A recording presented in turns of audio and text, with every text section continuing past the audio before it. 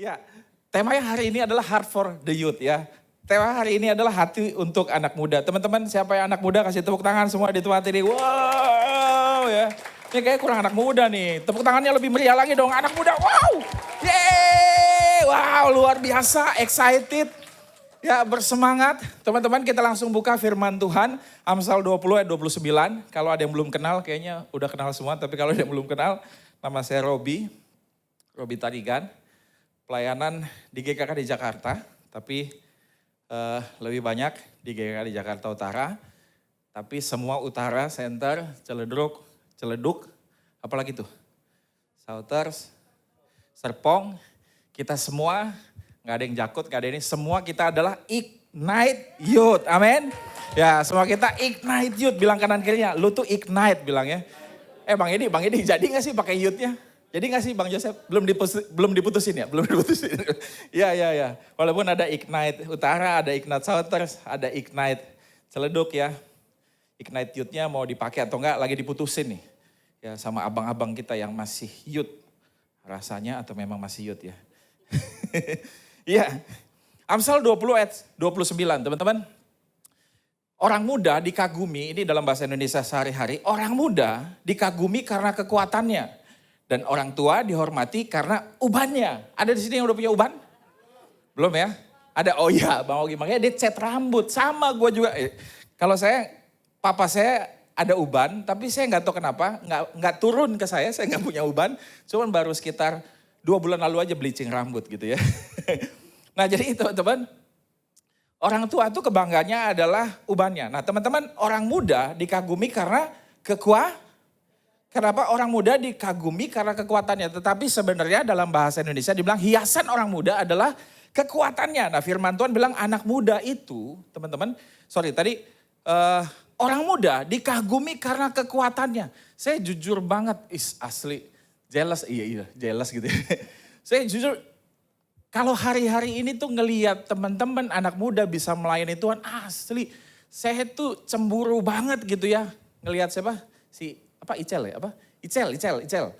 jadi WL bisa lompat-lompat gitu ya. Aduh dalam hati itu gua dulu tuh gitu ya. Bahkan kita bisa lompat-lompat, belum firman Tuhan. Orang udah ngalamin Tuhan, wah itu keren banget. Luar biasa, kita baru lompat 2-3 kali. Rasanya tuh udah kayak naik gunung, 2 gunung, 3 gunung. Gunung Salak, Gunung Gede, Gunung Bromo kayaknya udah dilewatin gitu ya.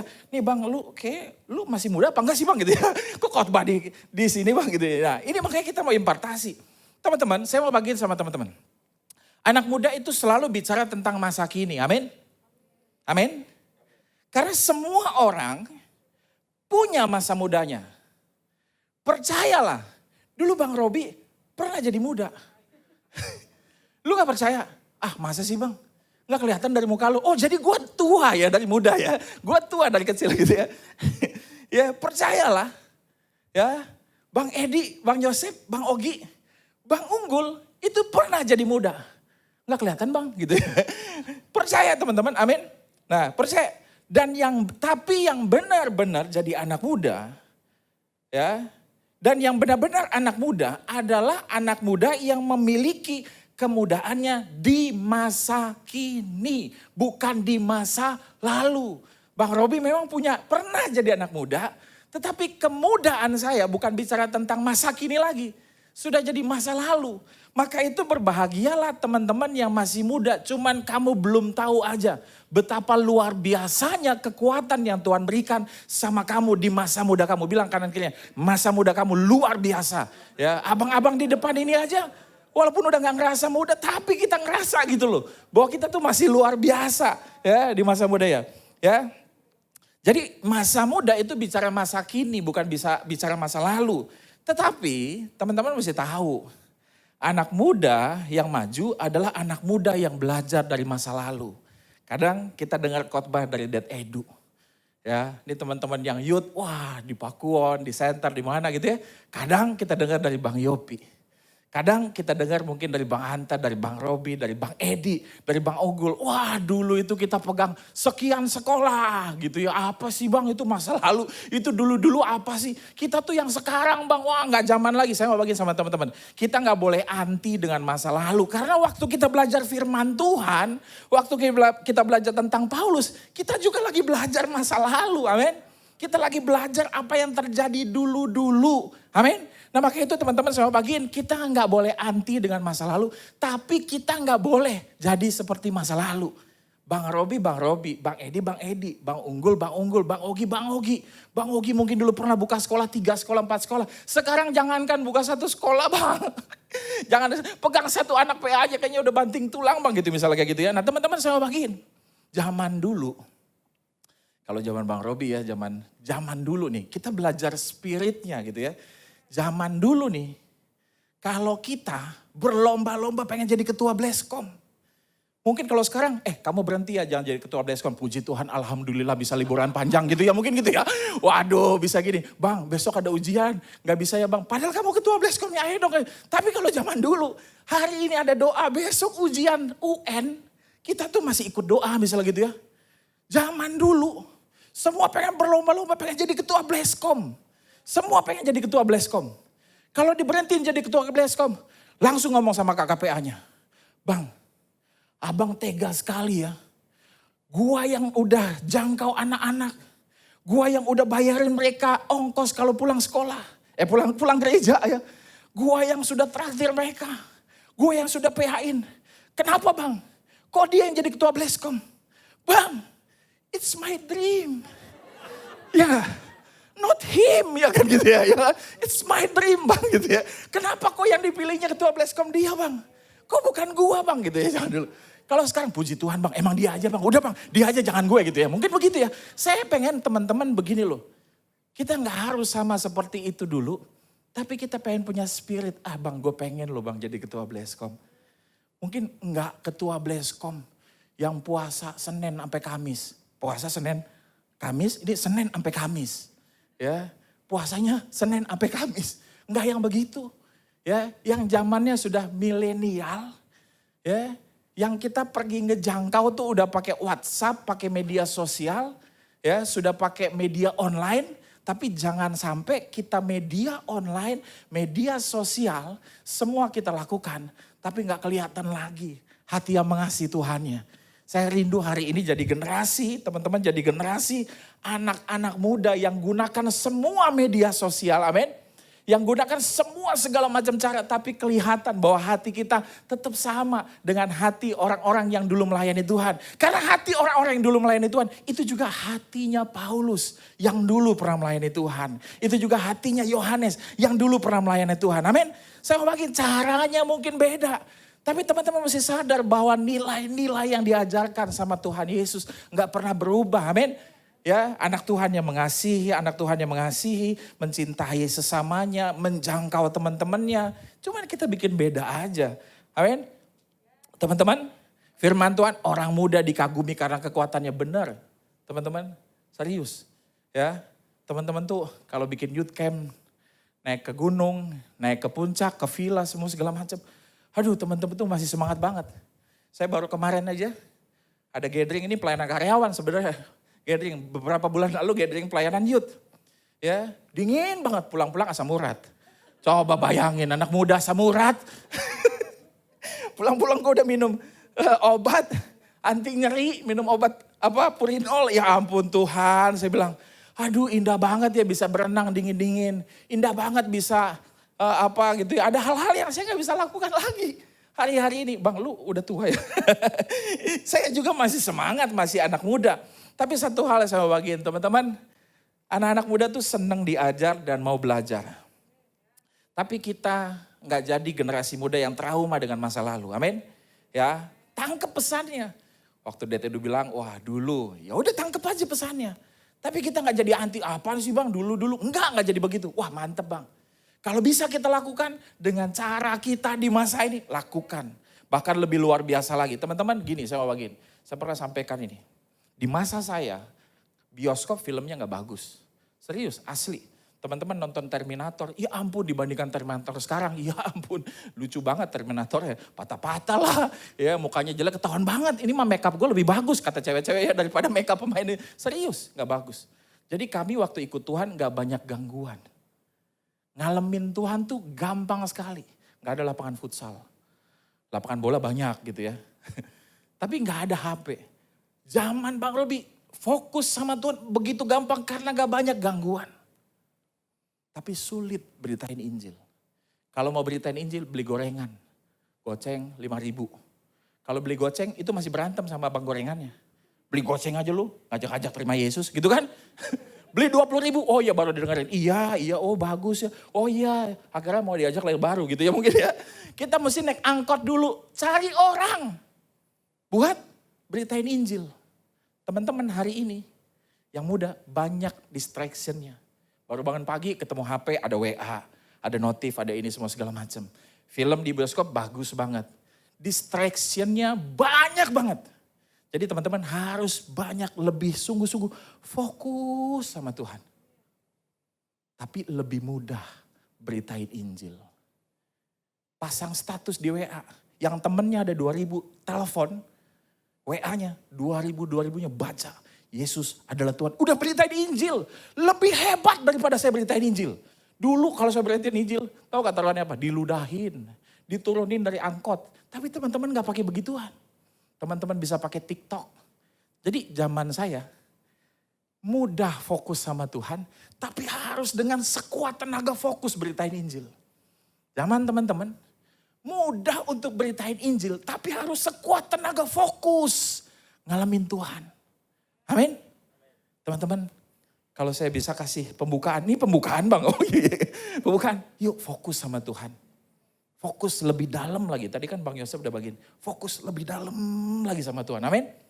Amin. Bilang kanan dia, fokus lebih intim lagi sama Tuhan.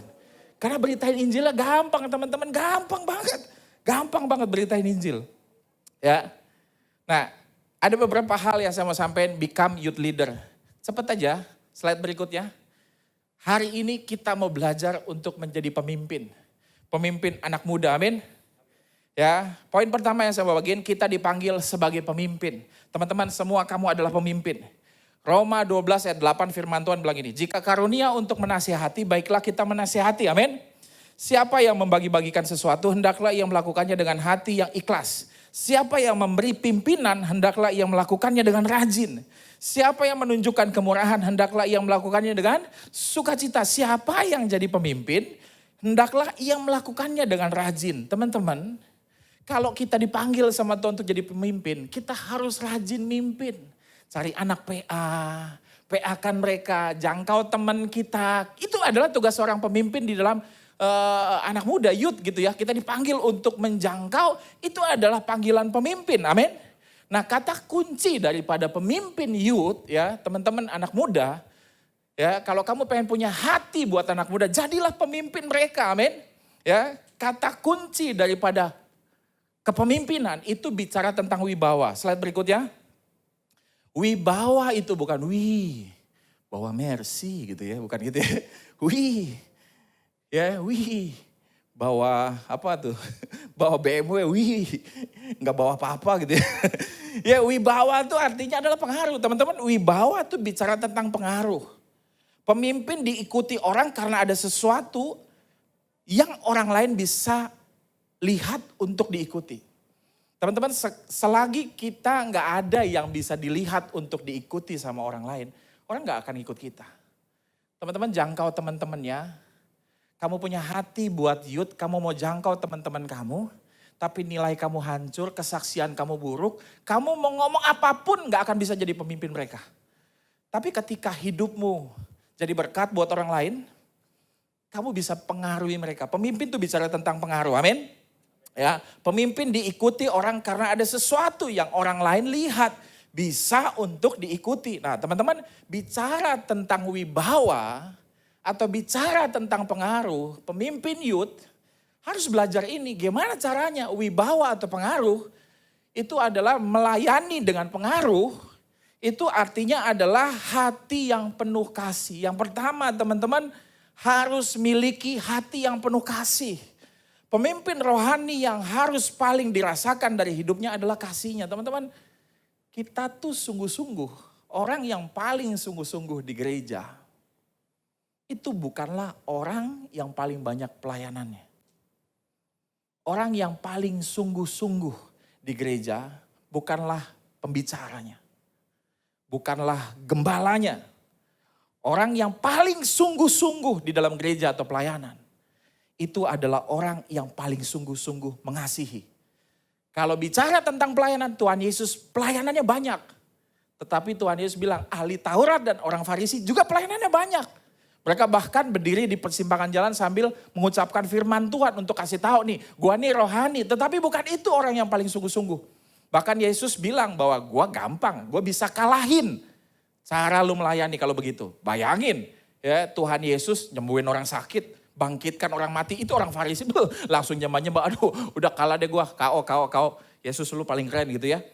Tapi Yesus kasih tahu bukan itu yang paling sungguh-sungguh. Ketika ada pelacur datang, ketika ada pemungut cukai datang, Yesus terima mereka apa adanya dan Tuhan Yesus mengasihi mereka apa adanya. Yesus bahkan bilang, pergilah dan jangan berbuat dosa lagi karena engkau tidak akan dihakimi. Amin. Amin. 1 Yohanes 4 ayat 8, barang siapa tidak mengasihi, ia tidak mengenal Allah. Sebab Allah adalah kasih. Jadi orang yang paling sungguh-sungguh, yang paling dekat sama Tuhan, pasti ekspresinya kasih. Dia kenal kasih karena Allah adalah kasih. Yang paling banyak yang keluar dari hidupnya adalah ekspresi kasih. Quote bilang begini, kita bisa melayani tanpa mengasihi. Tapi tidak akan pernah bisa mengasihi tanpa melayani. Teman-teman, kita gak akan bisa mengasihi tanpa melayani. Teman-teman, kalau kita melayani, kita bisa melayani tapi gak akan pernah bisa mengasihi. Kita bisa melayani tanpa mengasihi, sorry ya. Kita bisa melayani tanpa mengasihi. Gue kok balik-balik ya. Kita bisa melayani tanpa mengasihi, tapi gak akan bisa mengasihi tanpa melayani. Amin. Ya, ini kok ketutup nih. Sorry ya. Teman-teman, kita bisa melayani loh. Jadi WL, jadi asar, jadi pembicara. Kayak hari ini baru bisa khotbah tanpa harus punya kasih. Cuman public speaking aja modalnya ngobrol-ngobrol, WL, suara bagus, asar, senyum aja. Tapi sebenarnya hati kita gak mengasihi. Aduh bang, gue lagi berat banget melayani Tuhan. Bang, gue kayaknya lagi punya pergumulan, kalau bisa gak melayani dulu. Tapi satu hal saya mau bagiin, kita gak akan bisa mengasihi tanpa melayani. Artinya apa? Yuk belajar jadi orang yang sungguh-sungguh dengan cara mengasihi. Dan teman-teman, bicara tentang wibawa atau pengaruh itu bicara tentang kasih. Amin. Ya, pemimpin yang paling pertama harus dirasakan bukan ketegasannya. Teman-teman, kalau kamu jadi anak-anak youth, yang paling harus dirasakan sama orang lain bukan bicara tentang pelayanan kamu, bukan bicara tentang kepemimpinan kamu, bukan bicara tentang ketegasan kamu, tapi yang paling pertama harus dirasakan sama seseorang adalah bicara tentang kasih kamu dulu. Kamu bisa terima orang apa adanya gak? Kamu mau mengasihi orang yang paling gak kamu suka gak? Ya, sama kita juga diperlakukan gitu sama Tuhan. Biar cepat, yang kedua. Ya, yang kedua, bicara tentang melayani dengan pengaruh ya, itu bicara tentang teladan. Nah ini paling penting, ini lagi ngetren banget. Beberapa bulan lalu saya juga lagi, Bang Oto sempat sampai ini hal yang paling penting di dalam hidup melayani anak-anak muda. Teladan, bicara teladan itu bicara tentang kesaksian hidup, amin.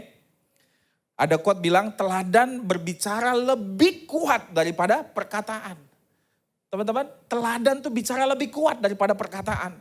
Kadang-kadang ada orang gak perlu diomongin.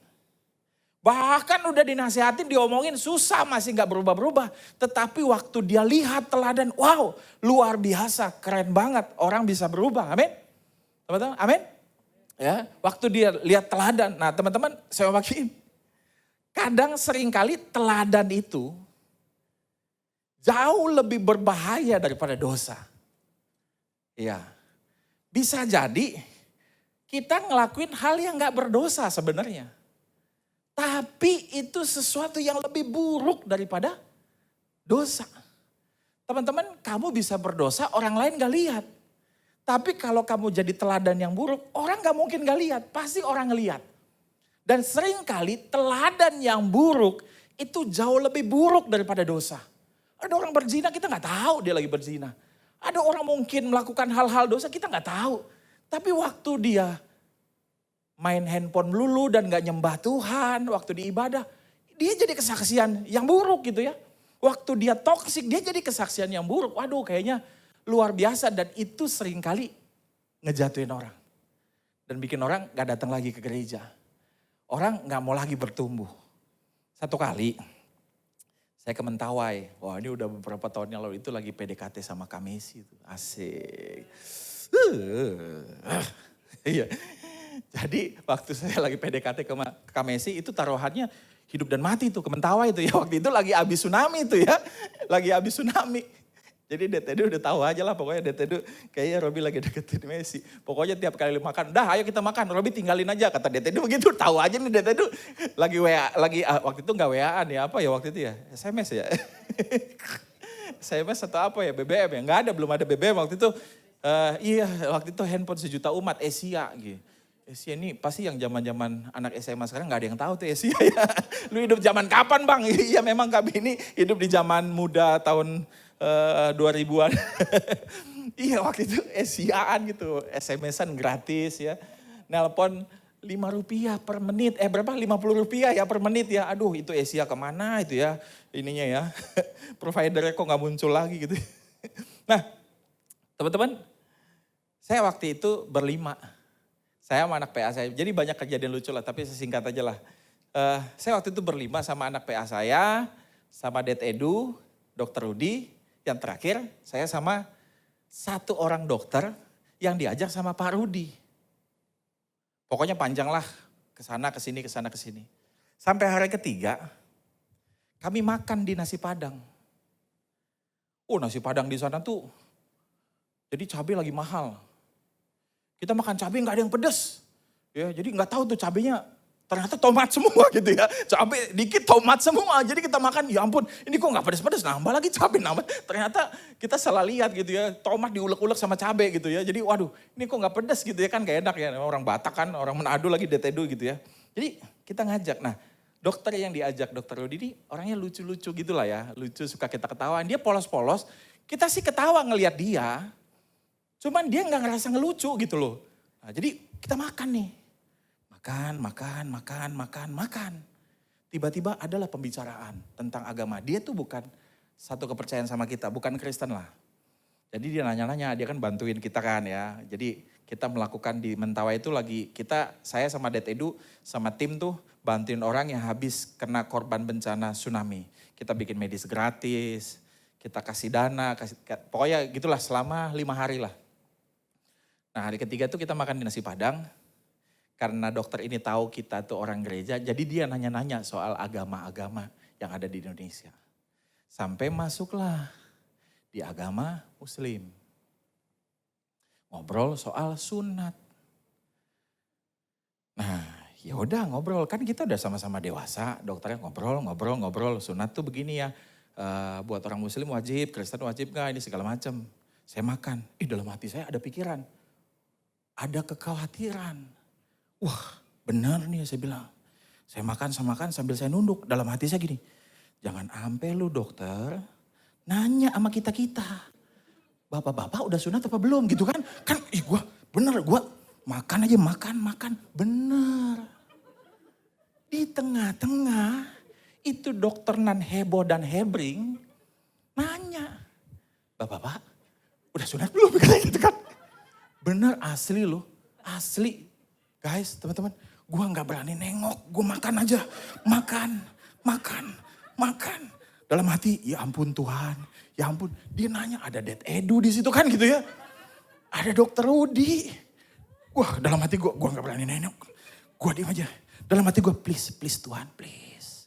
Jangan dijawab gitu ya. Karena gak kebayang buat Bang Robi. Jangan Det Edu lah ya, jangan Det Edu. Tiba-tiba Dokter Rudi jawab. Itu jawaban iya atau tidak kan sama-sama gubrak gitu ya. Ya ampun gue rapiin lagi. Pak Rudi ternyata iya loh gitu ya. Gue makannya gitu kan.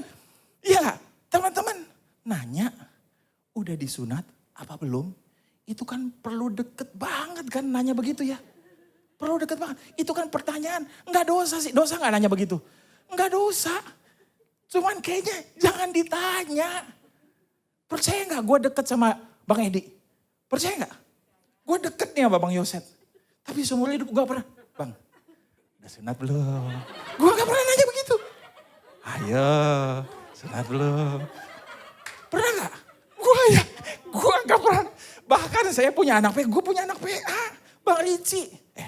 Kalau mau PA, syaratnya satu. Jawab pertanyaan ini. Udah sunat belum? Gue gak pernah bilang, gak pernah. Gue deket banget. Dia belum ada, belum kenal kita, baru kenal 3 hari 4 hari. Ngomong-ngomong, bapak-bapak.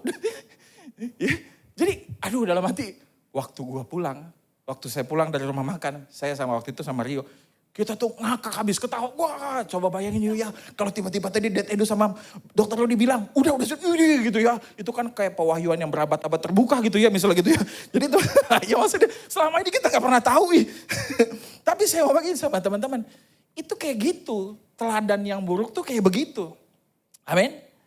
Ya, teman-teman kalau kamu mau dipakai sama Tuhan, punya hati untuk melayani, jadilah teladan.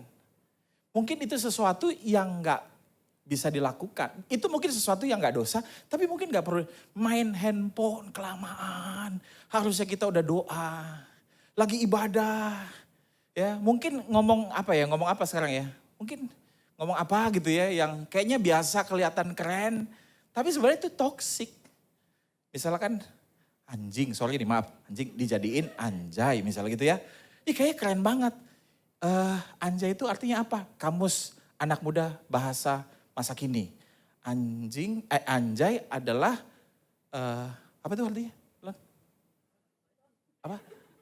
Anjay itu adalah mengungkapkan, mengekspresikan perasaan keren. Hah? Anjing jadi anjay. Bilang gitu ya.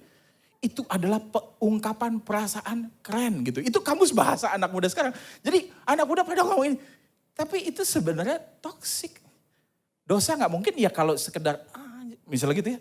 Ya gak dosa sih sebenarnya. Tapi gak membangun aja. Dan kita gak perlu lakukan hal itu. Ya gak sih? Amin? Amin? Saya ada satu orang yang luar biasa. Yang sampai hari ini jadi inspirasi buat melayani anak muda.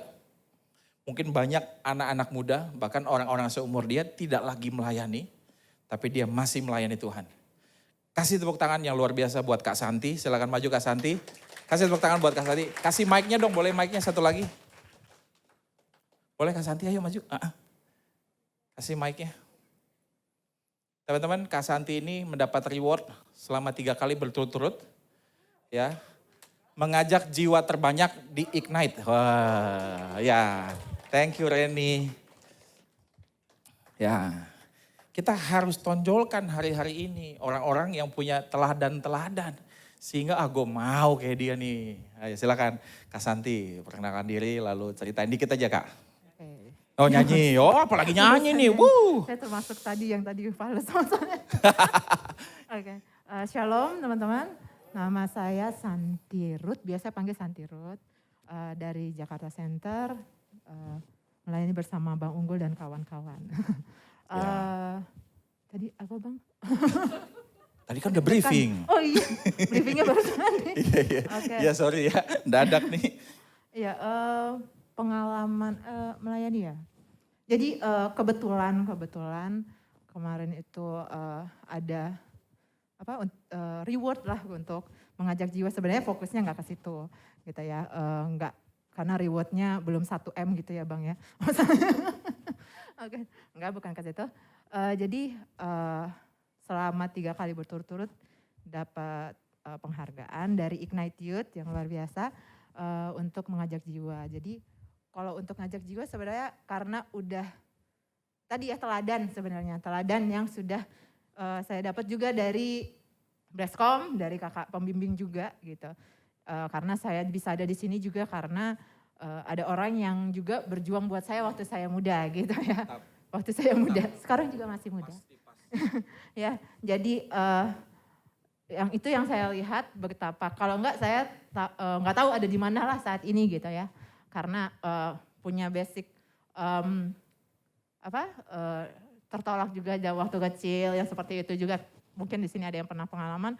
Jadi begitu dikasihi, saya belajar, saya temukan itu di Bleskom, saya temukan itu ketika saya ikut PA, dan itu yang membuat saya jadinya belajar punya hati untuk orang-orang yang mungkin juga mengalami hal yang sama dengan saya.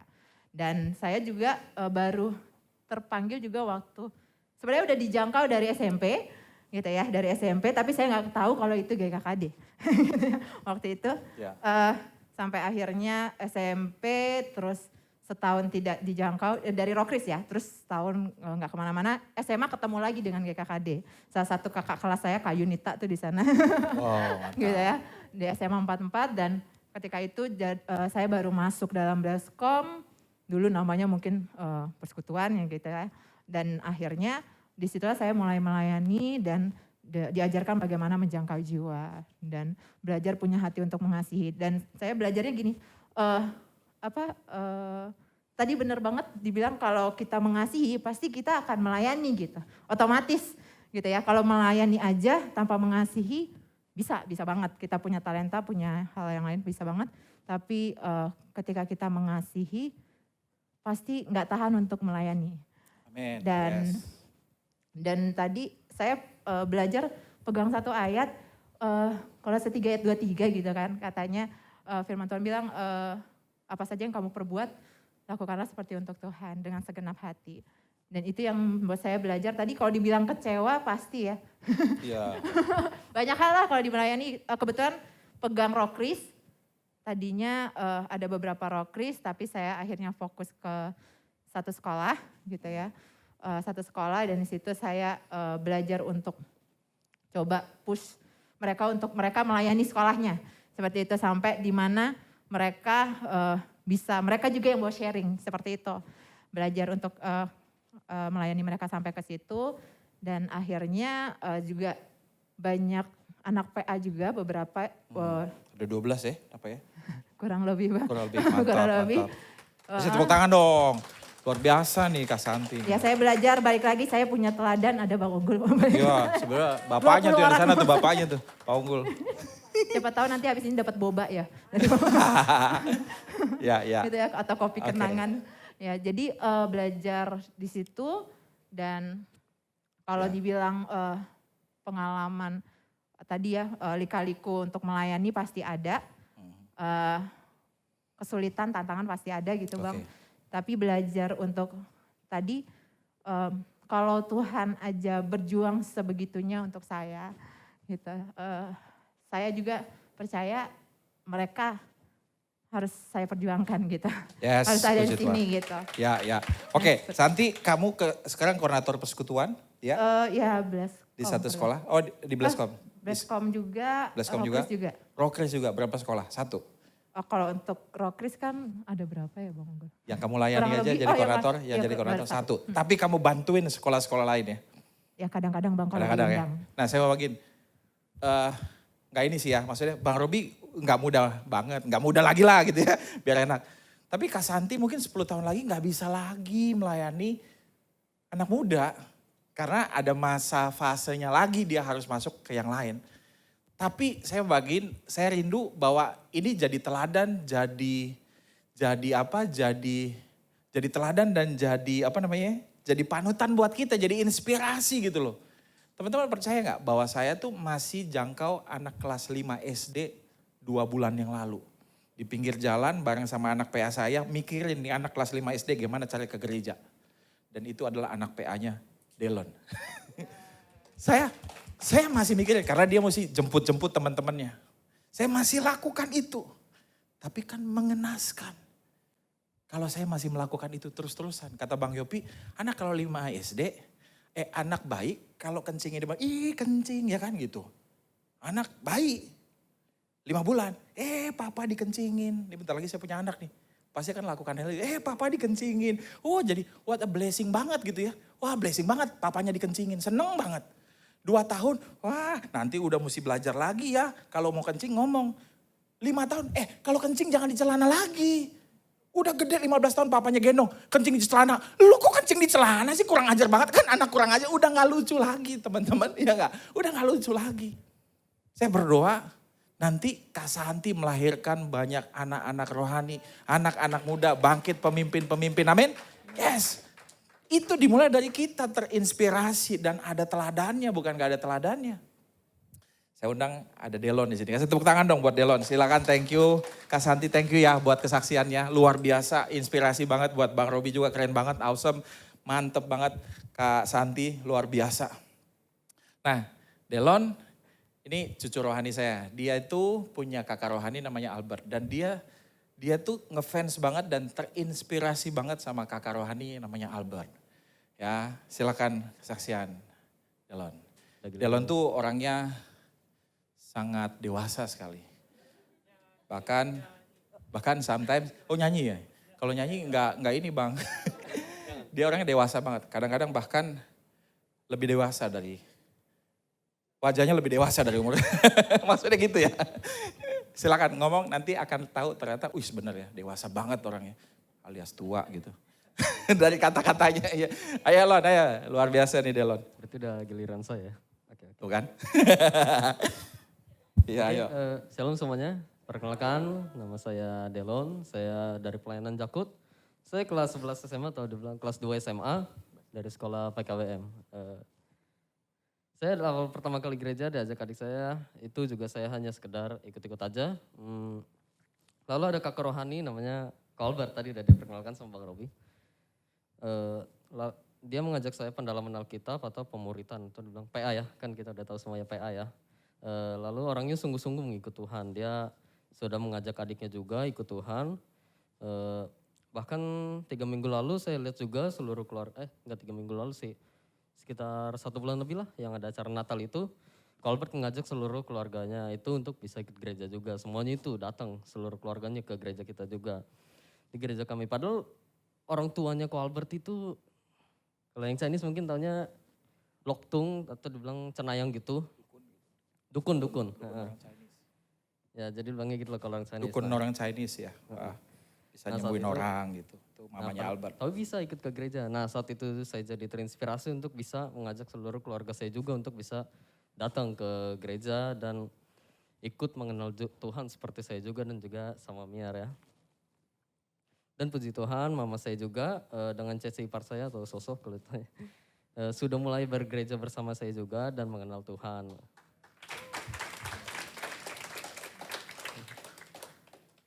Dan hal yang paling luar biasanya adalah papa saya udah terima Tuhan Yesus juga sama seperti saya juga ya.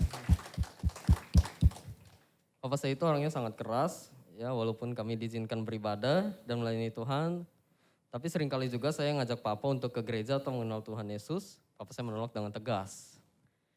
Namun seiring waktu papa melihat kehidupan saya dengan adik saya, Miar, lebih baik gitu kehidupannya walaupun kami agak berkekurangan juga.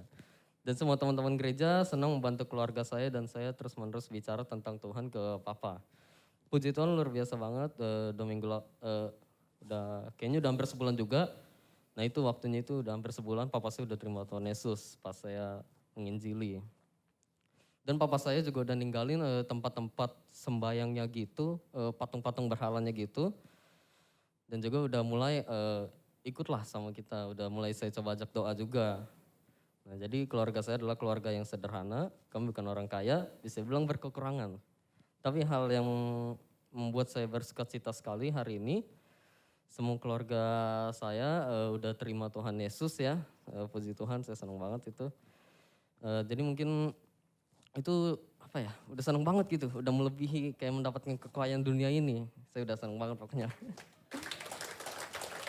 Wow, kasih tepuk tangan sekali lagi dong. Yang paling luar biasa dan kita berdoa semua anak-anak youth Ignite bisa kayak gitu, amin. Yes, wow keren banget, inspirasi banget Delon. Waduh luar biasa, inspirasi banget. Kecuali muka lu loh. Enggak. Luar biasa, silakan duduk Delon. Ya kasih mic-nya ke Kara ini lagi. Teman-teman teladan tuh bicara lebih kuat daripada perkataan. Delon itu meneladani KKPA-nya. Albert itu tahun lalu ngalamin kemenangan banget. Satu keluarganya semua pada ke gereja walaupun papanya meninggal kena COVID. Tapi hari ini mamanya udah di-PA-kan sama Messi, Kak Messi ya. Berhala-berhalanya nih, saya masuk rumah buset ada apa tuh? Ada patung-patung, ada tempat cuma. Itu udah mau pindah katanya itu gak akan diangkut. Kita sudah percaya sama Yesus. Delon tiba-tiba sebulan lebih yang lalu WA saya. Bang ada kabar baik, saya pikir apaan nih? Apa Lon? Gaji lu naik. Enggak, gue kan bos lu Lon, gue yang naikin gaji dia bilang gitu kan. Dia kan masih sekolah, anyway Delon tuh masih sekolah kelas 2 kok kayak tingkat 2 semester kuliah, enggak ya? Tua banget lu, enggak ya? Jadi masih kelas 2 SMA, dia bilang kabar baik apa saya tunggu-tunggu tuh, papa udah percaya Tuhan Yesus bang. Wah saya excited banget, saya cerita sama Messi, wah Delon tuh luar biasa papanya. Papanya tuh kepercayaan yang lain juga seperti keluarganya seperti keluarga Albert. Tapi hari itu dia bilang, hari ini papa terima Yesus bang. Gitu ya, papa udah percaya Yesus. Saya udah target nih minggu depan saya mau kunjungin papanya, saya juga mau mulai ajak PA. Karena papanya sebenarnya sakit-sakitan, tetapi waktu kita doain, puji Tuhan pelan-pelan ngalamin pemulihan. Saya kaget minggu lalu tiba-tiba papanya bisa bawa motor di depan mata saya nganterin adiknya si Delon yang cewek. Terus bawa motor, papa yang pulang bawa motor jadi si Miara ditinggalin. Waduh luar biasa udah bisa PA nih kayaknya ya. Saya bilang wah luar biasa. Saya rindu banget ngeliat anak-anak muda di tempat ini bisa ngelakuin gitu. Satu kali teman-teman saya lihat di Instagram. Ada satu orang prajurit yang sudah tidak lagi berperang. Dia ngomong begini. Cerita pengalaman dalam hidup saya yang paling luar biasa salah satunya adalah ketika saya maju berperang. Dan waktu saya maju berperang saya masih bisa hidup. Karena ada teman-teman saya yang sudah mati pada hari itu untuk melindungi saya. Dia bilang gitu. Ya, yang melindungi saya. Dan dia bilang gini, dan bagaimana saya bisa diam-diam saja ketika melihat teman-teman saya semua pada mati dan melindungi saya. Maka itu saya akan bangkit, dibilang, saya akan maju perang dan sebagai tanda terima kasih saya kepada teman-teman saya maju berperang dan melindungi teman-teman saya yang lainnya. Teman-teman dengerin baik-baik. Bisa jadi, kenapa orang yang kita layani tidak mengalami Tuhan, tidak ngalamin kasih Tuhan, tidak ngalamin api Tuhan. Bukan karena Tuhan mati, bukan karena Tuhan gak ada. Tuhan ada. Tapi teman-teman yang kita layani gak pernah lihat. Ada orang yang begitu excited dan luar biasa melayani Tuhan. Mereka butuh teladan. Gimana caranya Kak ya buat melayani Tuhan? Sedikit mungkin buat kita para leaders. Atau jangan-jangan kita pengen anak-anak di bawah kita sungguh-sungguh di dalam Tuhan. Tanpa melihat kita harus bersungguh-sungguh lebih dahulu. Itu harus jadi satu perenungan. Itu jadi perenungan banget buat saya. Untuk bilang Tuhan saya harus belajar untuk jadi teladan. Bagaimana orang bisa mengasihi. Bagaimana generasi ini bisa mengasihi. Bagaimana anak-anak muda ini bisa mengasihi. Saya harus belajar Tuhan. Apapun harganya. Lo bayangin teman-teman. Saya mau bagiin sama teman. Umur 42 tahun nongkrong di pinggir jalan sama anak SMP. Nggak jelas ngomongin game, ngomongin makan, ngomongin apa semua segala macam. Dan itu saya lakukan hampir setiap minggu. Walaupun saya juga melakukan sama teman-teman. Saya kayak orang gak punya waktu apa sebenarnya gitu ya. Punya dan bahkan harusnya saya udah bergaul sama teman-teman yang sudah seumuran saya. Tapi seringkali saya harus meninggalkan itu dan saya berpindah komunitas dengan teman-teman yang tidak seumuran saya dan saya anggap mereka teman. Seringkali saya jalan di Pademangan pinggir jalan bareng sama gengannya Delon, sama gengannya siapa gitu ya. Tapi seringkali gak nyambung. Karena ternyata saya sudah tidak lagi seumuran dengan mereka gitu ya. Oke, yang ketiga, yang C, berkorban teman-teman. Ya, selanjutnya berikan kesan bagi orang yang kamu pimpin. Orang bisa lupa dengan kebaikanmu, tapi orang tidak akan lupa dengan kesan yang kamu taruh di hidup mereka. Teman-teman, mungkin kebaikan kita bisa orang lupakan, tapi kesan yang kita berikan sama orang lain itu membekas. Maksudnya apa? Yuk belajar berkorban sampai memberi kesan kepada orang yang kita layani. Kalau ada anak PA, orang tuanya meninggal, kita datang paling duluan sebelum saudaranya, sebelum orang lain datang. Dia gak akan lupa. Dia akan bilang ini kakak PA yang pertama kali datang ke rumah saya. Kalau tiap tahun kita ngucapin ulang tahun yang paling pertama. 12 lewat 1 detik, teng langsung gitu ya. Ya jam 24 lewat 1 detik, 000 lewat 1 detik. Langsung teng. Tiap tahun, kalau cuma setahun doang, sekali doang, ya dia lupa. Tapi tiap tahun dia gak akan lupa. Kamu memberi kesan. Kalau pas lagi ada anak PN, di pelayanan saya ya, saya gak tahu di pelayanan teman-teman. Di pelayanan saya, ada anak muda, keluarganya sulit, susah. WA bang di rumah udah gak ada makanan. Kita datang bawa beras, bawa telur, bawa minyak goreng, taruh di plastik, duit 200.000. Dia gak akan pernah lupa. Ini nih pahlawan dalam hidup saya. Ini nih orang yang berkorban dalam hidup saya. Amin. Ayat selanjutnya Nehemia 4 ayat 17. Nehemia 4 ayat 17. Oh enggak ada ya di situ ya. Sorry. Nehemia 4 ayat 17 teman-teman boleh buka. Please minta tolong. Nehemia 4 ayat 17. Berkorban seperti Nehemia. Singkat aja. Cepat.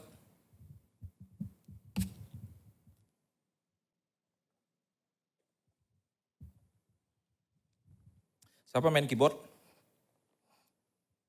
Boleh maju ke depan. Main keyboard ada? Siapa? Oh iya. Nehemia ayat 4, Nehemia 4 ayat 17, teman-teman udah buka ya. Saya bacain buat teman-teman ya. Maksudnya dibuka supaya teman-teman juga baca biar kita rema. Yang membangun di tembok, orang yang memikul dan mengangkut, melakukan pekerjaannya dengan satu tangan. Dan dengan tangan yang lain mereka memegang senjata. Yang satu tangan, ini cerita Nehemia, dia lagi bangun tembok Israel, tapi digangguin sama Tobia dan Sanbalat ya, pasukan yang nggak pengen Israel dibangun. Jadi Nehemia bangun tembok Israel dengan berkorban dengan luar biasa, nggak tidur, kerja.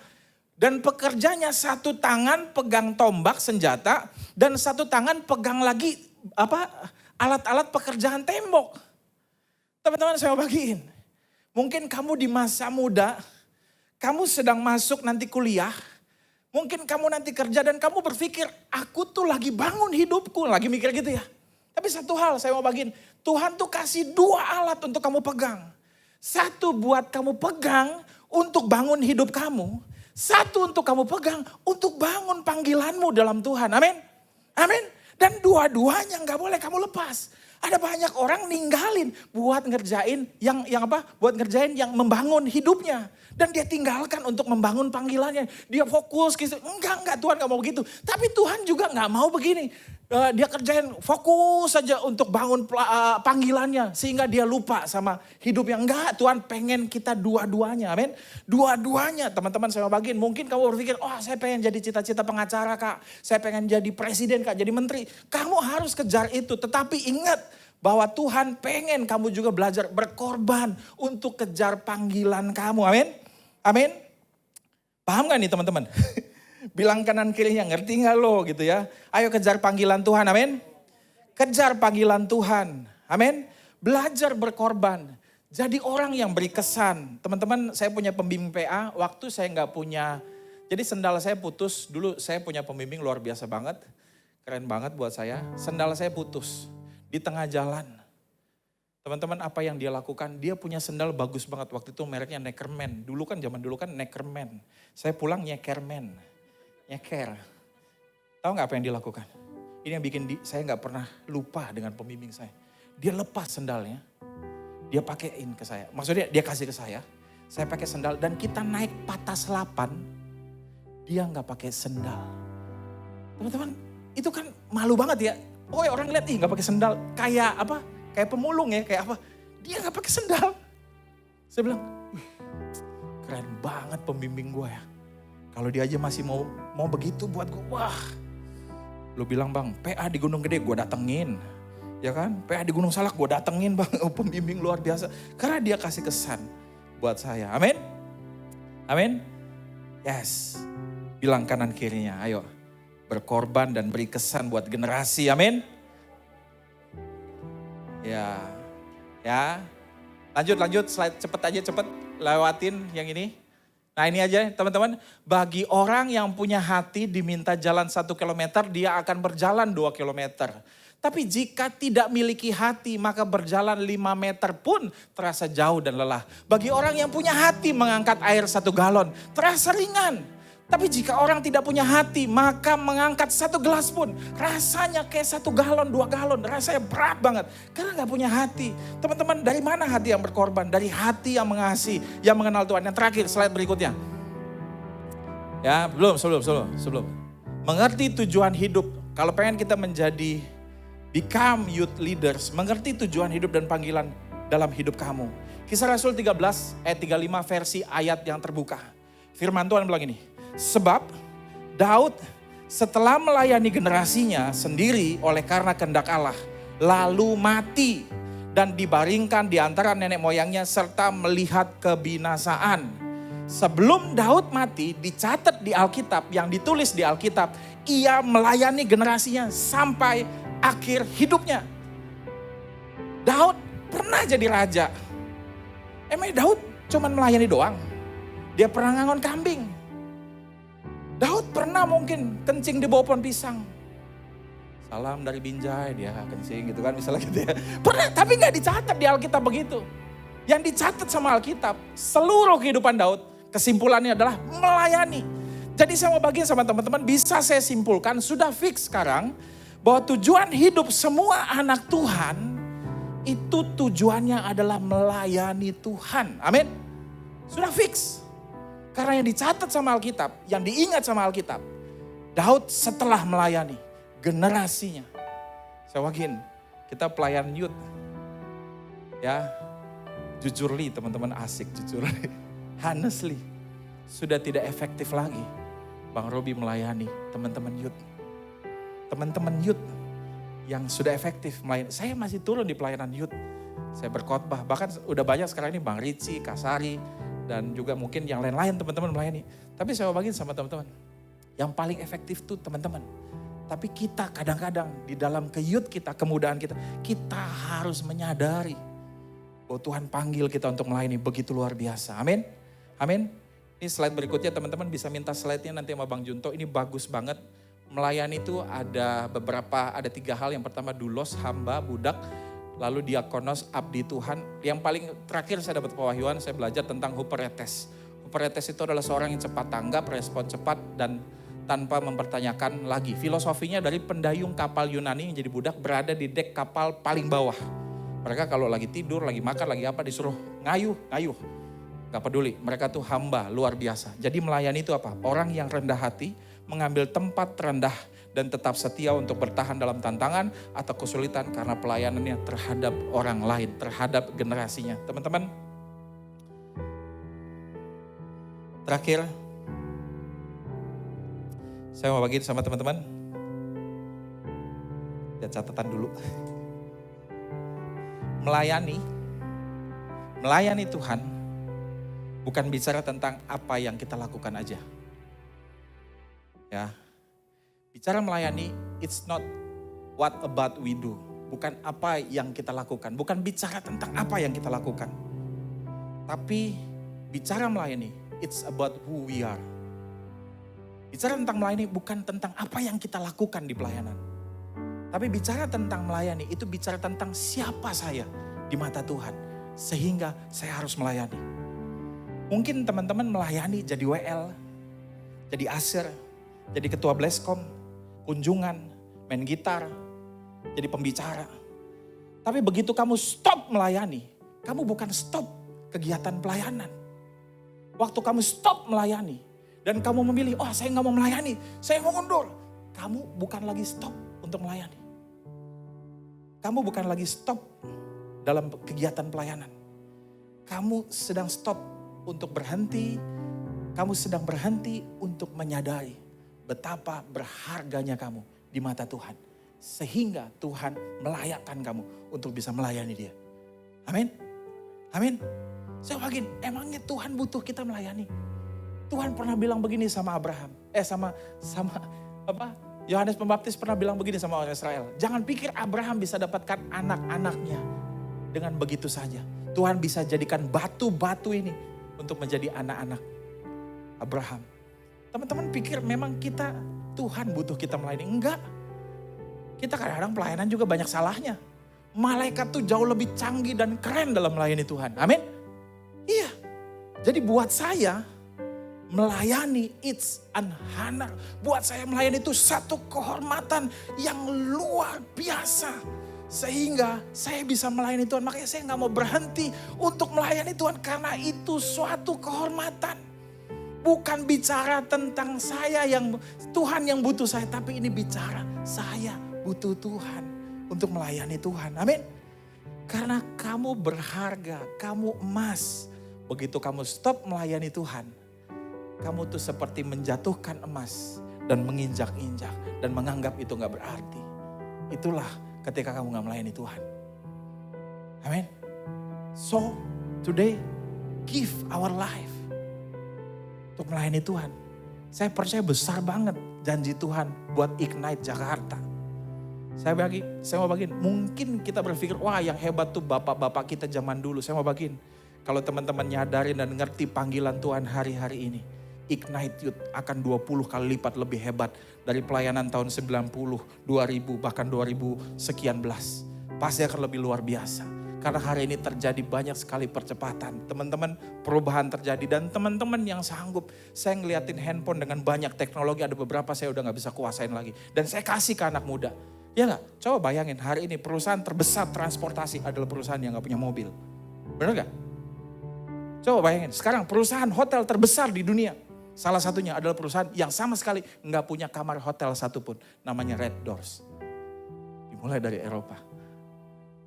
Perubahan terjadi dan teman-teman mau dipakai Tuhan. Mau gak kita deh? Dipakai Tuhan luar biasa. Amin. Amin. Mari kita bangkit berdiri. Kita datang sama Tuhan. Ketika kamu gak melayani, yang hilang bukan hidupmu. Tapi satu generasi sedang kehilangan. Dan Tuhan mau bangkitkan pemimpin-pemimpin di tengah-tengah anak-anak muda. Yang mau dipakai Tuhan dengan luar biasa. Koralaba shanta karalaba ralaba.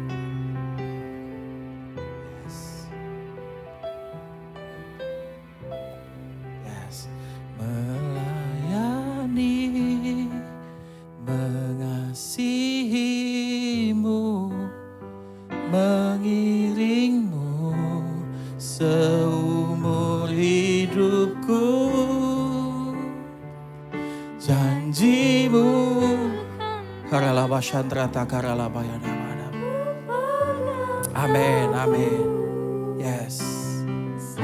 Yes. Haleluya. Yes, amin.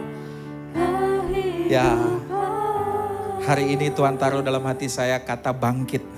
Bangkit. Bangkit.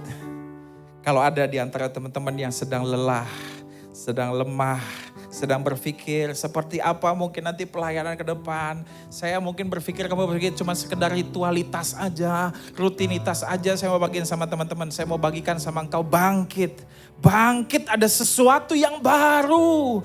Akan ada anak-anak muda yang diperhitungkan di tempat ini, di generasi ini. Mari kita bangkit, datang sama Tuhan. Walaupun kau berkata, Tuhan, saya nggak tahu lagi bagaimana. Saya udah nggak bisa lagi berdoa menangis. Kamu nggak perlu menangis. Tapi kamu bilang, Tuhan, tapi saya tahu banget hidup saya untuk memuliakan nama Tuhan. Hidup saya untuk dipakai melayani Tuhan. Hidup saya untuk memuliakan Tuhan. Tujuan hidup saya untuk melayani Tuhan. Walaupun kau berkata, tapi hati ini masih biasa-biasa saja Tuhan. Tapi hati ini masih biasa. Karena memang apinya bukan ada di hatimu. Apinya ada pada Tuhan. Hari ini minta Dia datang. Bakar kembali hatimu. Membakar kembali, fire up. Fire up your heart. Minta sama Tuhan. Minta Tuhan, katakan Tuhan berikan kembali hatimu. Hati untuk melayani generasi ini Tuhan. Yang tidak berpikir-pikir lagi Tuhan. Haleluya.